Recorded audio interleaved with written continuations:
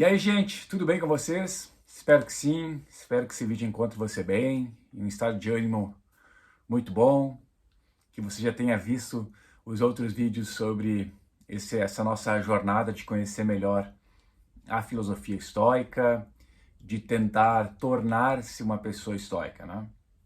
Eu não sei se o teu objetivo é simplesmente conhecer mais a filosofia estoica, né? Que também é uma das coisas que a gente faz, fazendo análise do texto. Agora estamos fazendo análise do Marco Aurélio, mas se você tiver o outro intento, que é tentar se tornar uma pessoa minimamente próxima do que é este ideal estoico, né?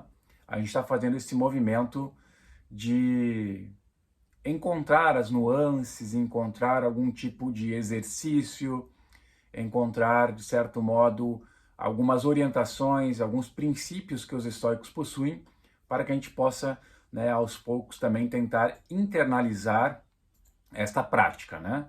A prática estoica, enfim, quando a gente lê as obras, né, dos filósofos, nós vamos vendo que algumas coisas elas se repetem, né?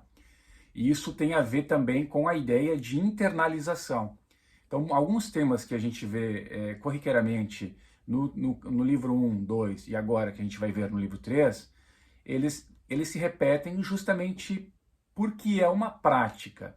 E todo tipo de normatização que nós incluímos em nossa vida, ela precisa de um tempo para fazer efeito, no sentido de que nós precisamos internalizar a própria estrutura para que ela se torne uma prática.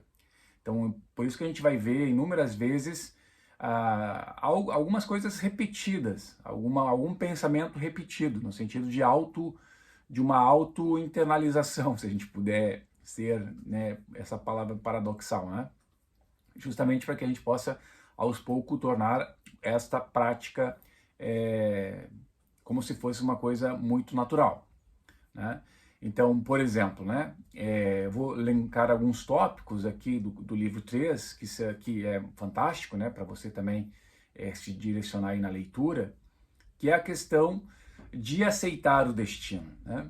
É algo, né, vamos pensar aqui que nós estamos antes assim, da explosão do cristianismo, né, com Marco Aurélio, e nós temos aqui o que? A ideia de que existem coisas, o destino é aquilo, a gente não controla o destino, né? Vamos lembrar lá das moiras que teciam o fio da vida, lá da mitologia grega, e nós não temos nenhum tipo de controle sobre ele. Então lembra muito a ideia do que está fora de nós não temos esse controle. Então nós abraçamos o destino, abraçamos aquilo que ele coloca na nossa vida, e nós temos que não só abraçar isso no sentido de uma aceitação passiva e tal, mas fazer isso ter sentido na nossa vida. Nem tudo que a gente gostaria, né, uma das máximas estoica é o mundo não vai se adequar à nossa vontade, né? Então, ou seja, não vai ser do jeito que a gente quer. Então, isso é já a primeira frustração.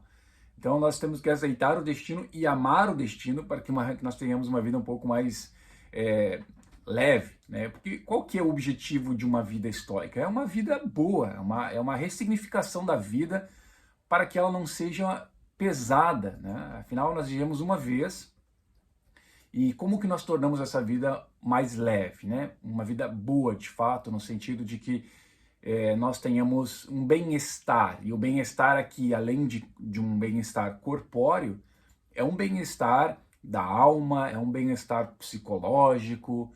Óbvio que o bem-estar no sentido, vamos dizer assim, da riqueza, das coisas do mundo externo que a gente adquire, é também super importante, porque também tem a ver com conforto.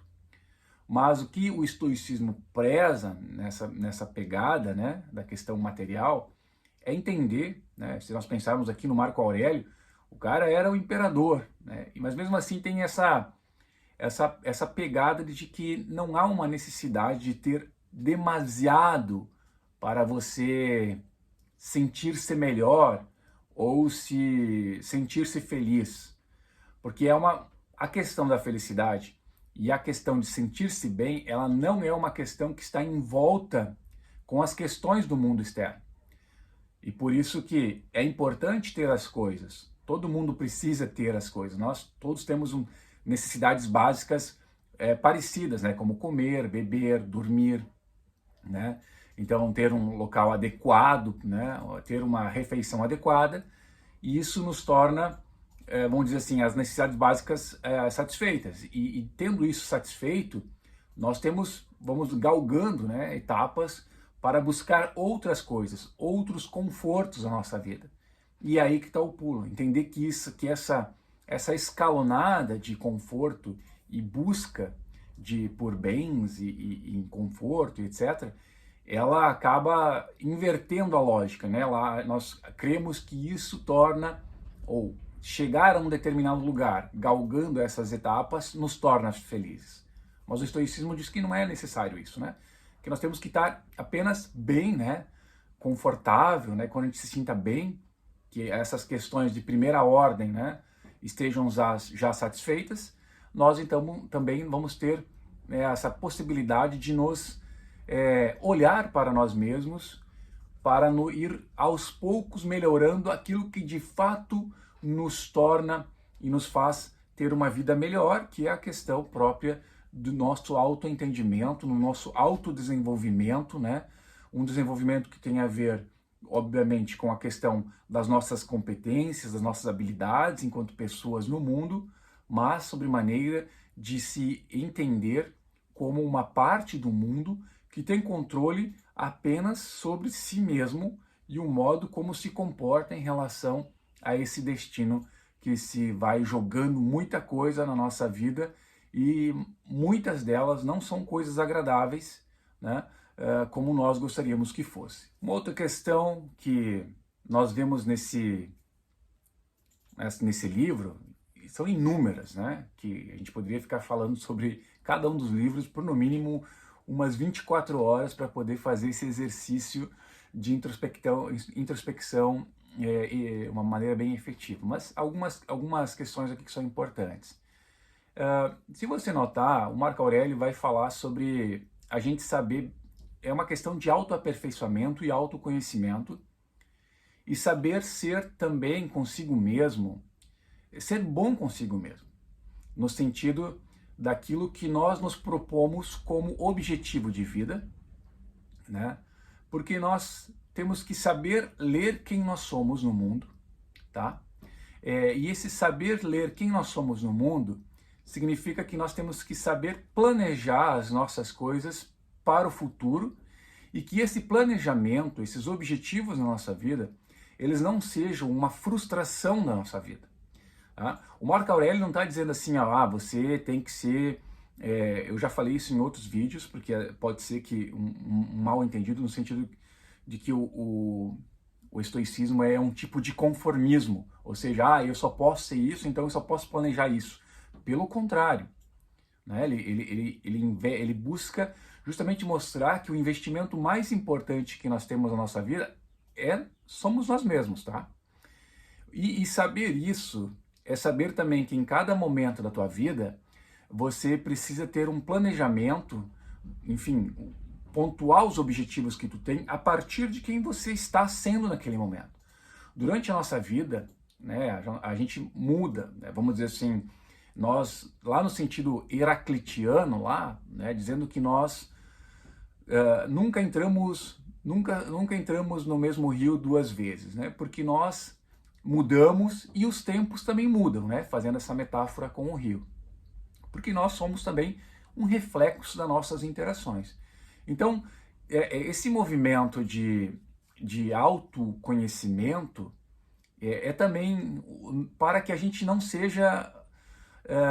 exija demais de nós mesmos, no sentido de que a gente faça metas muito extravagantes, objetivos muito extravagantes na nossa vida, que exijam demais de nós, e que nós, no fim, vamos nos frustrar porque será impossível cumprir totalmente esses objetivos, ou colocar 3 ou 4 objetivos que, se tu for fazer uma análise criteriosa, em algum momento eles acabam conflitando, senão normalmente pela carga de tempo que nós precisamos dedicar para cada uma dessas coisas.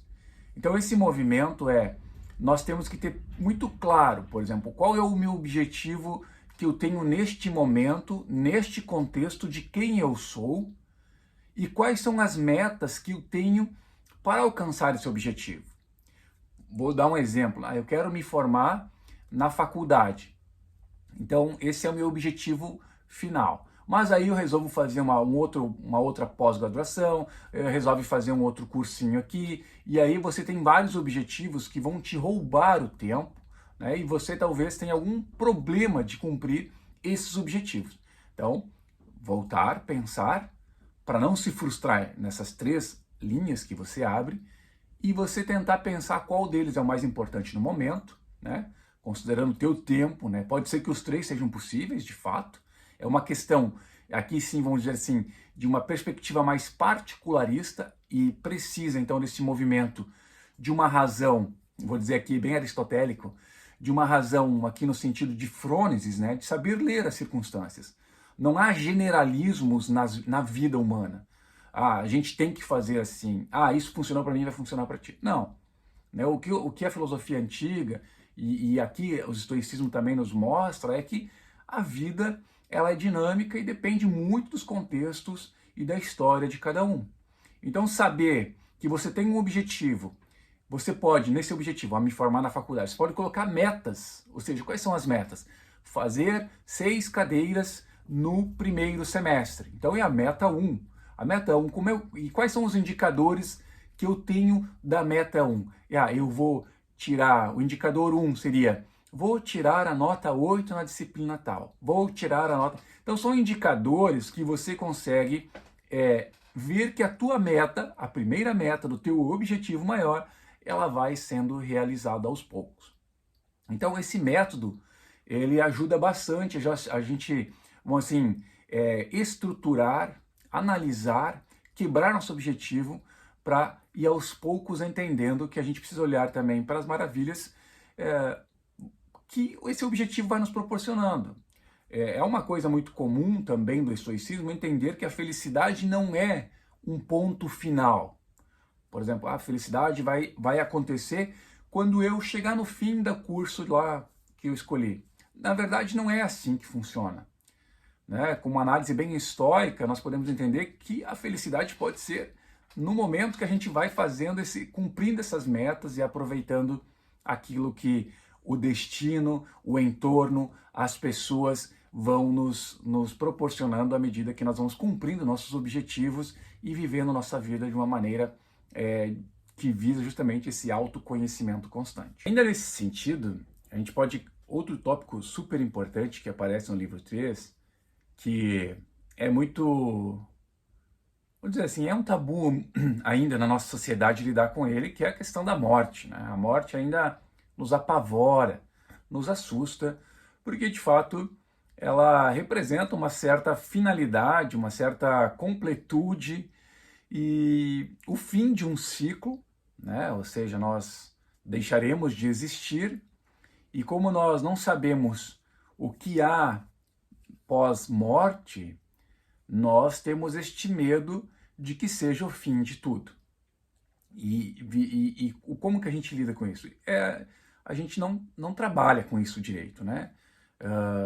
Por isso que a gente acaba não falando muito dela, mas como um estoico, né, falar sobre as coisas também, e não só o estoico, mas a psicologia também, né, falar sobre as coisas ajudam a gente a entender as coisas, lidar melhor com elas, e algo que aparece muito forte dentro desse capítulo é essa questão, desse livro, desculpe, né, eu falo capítulo, mas são livros, né, a Meditações do Marco Aurélio, e ele trata sobre a questão da morte e a efemeridade, né? E nesse sentido, ele fala que nós nunca podemos deixar a morte nos perturbar, porque o futuro, nós temos que ter essa clareza, que se nós não precisamos encontrar o futuro vai nos encontrar, e nós o encontraremos com a mesma arma da razão, pode dizer assim, né? De que nós estamos no presente. Uma reflexão já lá no livro 2, o Marco Aurélio nos afirmava que nós podemos, só para relembrar o argumento, que não interessa se nós tivermos uma vida de 10 mil anos ou uma vida de 50 anos. A questão é o que nós vivemos e aproveitamos no presente. Se nós não sabemos lidar com o presente, que na língua portuguesa é um presente, né? Não interessa quantos anos nós iremos viver, porque o que se perde é o que se perde agora. Então, se nós não sabemos lidar com o presente neste momento, não interessa se a gente vai viver 10 mil anos. Nós iremos perder sempre a mesma coisa. E indiferente o tempo de vida que nós teremos. Então, essa questão é muito importante dentro da concepção do mundo estoico, né? Que a morte ela faz parte de um processo que se inicia com o nascimento.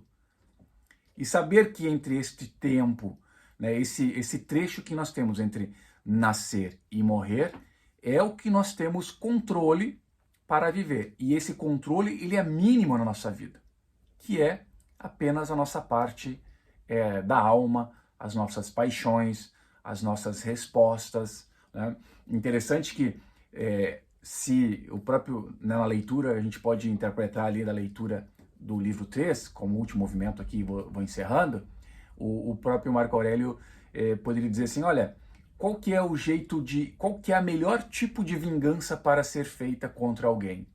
O melhor tipo de vingança, na verdade, é você ser quem você é. Não é fazer algo contra alguém, mas é melhorar a si mesmo. Né? Nós não podemos, às vezes, ter controle sobre a nossa reputação. Às vezes as pessoas simplesmente, lá no trabalho, falam mal de você, falam mal de mim, falam mal de todo mundo, falam mal do meu gato. E essa reputação, às vezes, ela está fora do meu alcance. Como que você se vinga nessa pessoa, segundo essa ideia? A melhor modo de se vingar é melhorar a si mesmo e controlar a reação que você vai ter. Às vezes, eu já falo isso há muito tempo, né, nessa minha tentativa de prática estoica. Às vezes a indiferença nesse aspecto, né, e não como uma questão de vingança, a indiferença em relação àqueles que fazem um ataque externo, ou que constroem um ataque externo, ou falam mal, fazem a fofoca, é a indiferença. A indiferença significa que você tem essa capacidade de lidar muito bem com isso, que você não precisa externalizar raiva. Né? E às vezes, né, vamos dizer assim, agora pensando do ponto de vista de quem fez a fofoca, a indiferença é a pior das respostas, porque significa que você não ligou. E o objetivo de quem faz uma fofoca ou fala mal pelas costas é, no fim, construir, que atingir você. E se você dá uma resposta que você não se abalou com isso, ou totalmente diferente, isso é muito forte, mostra muito de você, mas para aquela pessoa que queria te atingir, é extremamente incômodo. Certo? Então, foi alguns tópicos do capítulo 3, gente, do livro 3, do Marco Aurélio. É fantástico, né? Vale a pena ser relido. E, enfim, dá aquela força aí, curte aí, se inscreve no canal que a gente vai pensar mais junto. Um abraço.